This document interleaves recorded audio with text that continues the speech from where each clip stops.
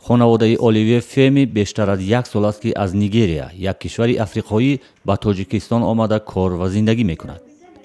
محیط و آدمان تاجیکستان برای فرزندان فمی نو و نامفهوم بود.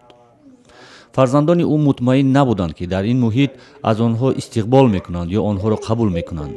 زیرا تفاوت اول و نمایان آنها از مردم تاجیکستان رنگی پوست بود. من بسیار غمگین بودم چون فکر میکردم که مرا کودکانی اینجا قبول نمیکنند و نقض نمیبینند.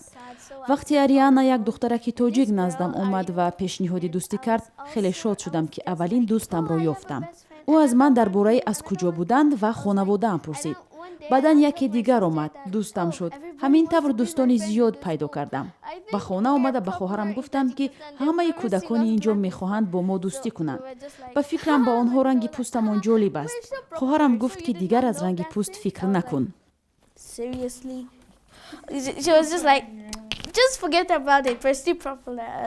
برای کودکان فمی در تاجیکستان همه چیز تقریبا نو است. مخصوصا هوای 4 فصلی تاجیکستان و بارش برف و برفبازی برایشان خیلی خوش آمده است.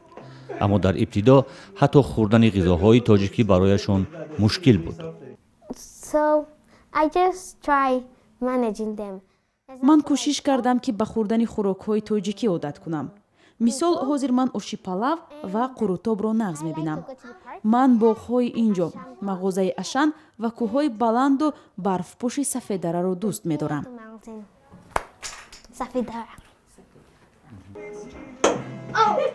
دوستانی نو در تاجیکستان برای کودکان فمی دنیای کودکان تاجیک را باز کرد. آنها در برابر دیگر بازی‌های کودکان تاجیک را نیز قبول کردند و میگویند برایشان این بازی‌ها خیلی جالب است. من لامکابازی را از دوستانم در اینجا یاد گرفتم.